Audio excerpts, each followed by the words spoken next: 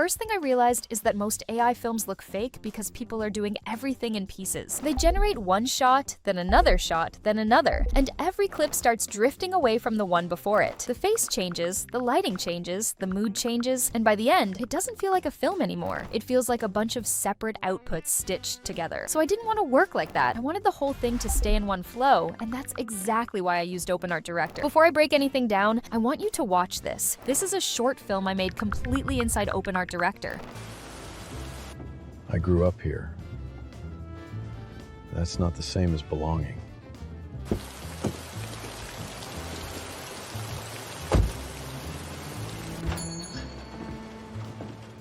Lena Voss, 4 days. She ran off. Girl like that always does. Whole town says the same thing, Ray. Maybe the town's right.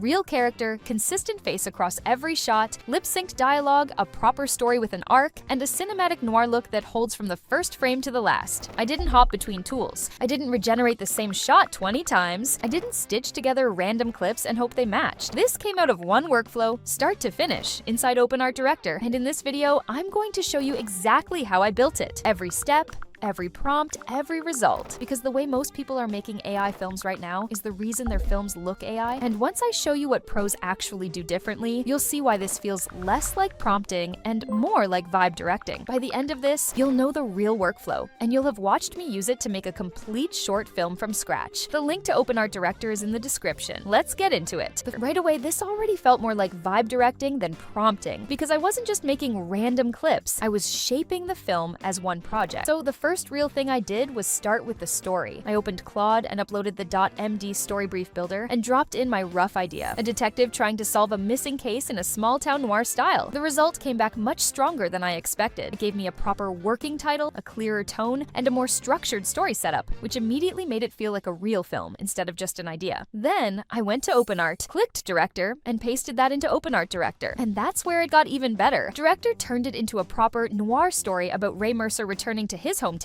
to investigate the disappearance of Lena Voss. And the result was this really strong small-town mystery with silence, guilt, and moral pressure all around it. That was the moment it started feeling less like prompting and more like vibe directing, because I wasn't building every little thing manually. I was guiding the story and letting the model help shape it. After that, I moved into the character sheet, because that's usually where AI films fall apart first. I used Claude to generate a prompt for a realistic noir detective character sheet, and I told it I wanted 3 views: front, side, and 3/4. The prompt it gave me was really solid. It described Ray Mercer with the scar, the fedora, the trench coat, the tired eyes, and the worn-down look that fit the story perfectly. So I took that into OpenArt, clicked Images, and chose Model Nano Banana 2. Then I pasted the prompt, set aspect ratio to 16:9 and resolution to 2K, and hit Generate. And generated the sheet, and the result was already close to what I wanted. Once the character sheet was created, I uploaded the character sheet to Director. Then Director suggested some changes to make him fit the film even better. So I updated the character and made him feel a little darker and more grounded. Once I was happy with the main character, Director created the other 3 characters for the story. After a few iterations, I had a cast that felt perfect for the film. The next thing Director generated was the location. Honestly, it was really good right out of the gate, and I immediately felt it would be a great fit for the story. With the character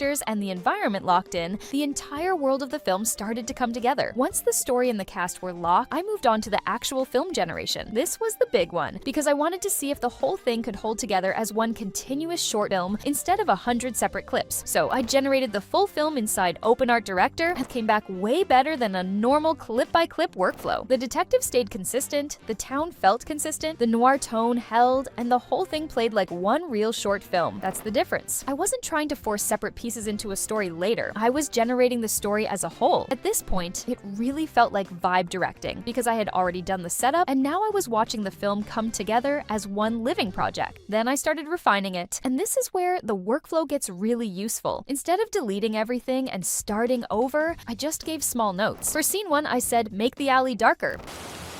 I grew up here. That's not the same as belonging.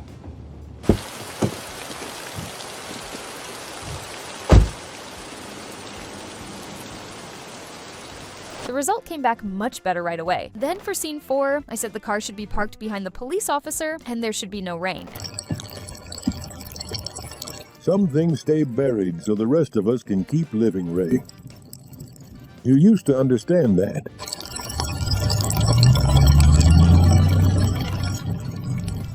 That cleaned up the shot without affecting the rest of the film. Then I also modified scene 2 by editing it, and then clicking Modify. Then I typed another note to keep the police officer facing the same direction throughout the video, with no cuts. Lena Voss, 4 days. She ran off. Girl like that always does. Whole town says the same thing, Ray. Maybe the town's right. And that fixed the continuity exactly the way I wanted. That's the part that feels the most like vibe directing because I'm not rebuilding the scene from scratch. I'm just talking the film into the right shape. After the overall look was right, I moved into the timeline to tighten everything up. That's where I could control the pacing, clean up the sequence, and add captions so the video felt finished. I went in and made the edits where they mattered, which made the whole thing flow much better from scene to scene. This part is important because vibe directing gets the film most of the way there, but the timeline is where you make sure the rhythm actually works. So here, I used the timeline to smooth out the final cut, and the result was a much cleaner and more polished video. And this is what really makes it feel like film instead of just AI clips. Since the dialogue was already built into the direction, the sound was already good, but I wanted to test the language side too. So in scene 4, I told it to make the police officer speak the same dialogue in Japanese. The result was really strong. 掘り起こさない方がいいこともある。みんなが生きていくためにな、レイ。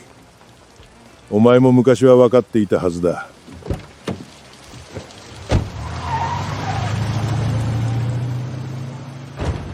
The lip sync held, the voice still matched the character, and the scene stayed believable even after the language change. That's a huge part of the final realism, because once the voice and mouth movement are working, it stops feeling like a generated clip and starts feeling like a performance. And again, this is where vibe directing really makes sense, because I'm not redrawing the scene or redoing the whole thing. I'm just steering the performance until it lands, and that's the full workflow. Story first, cast locked, film generated, refined through conversation, and finished with real voices and lip sync all inside one platform. That's what makes this feel like vibe directing instead of just prompting. Everything you saw was built inside OpenArt Director. The link is in the description. Use code, promo code, for 15% off the monthly plan. And if you're going to use it seriously, the annual Wonder plan is the most cost-effective option. The referral link and the story brief builder are also in the description. See you in the next one.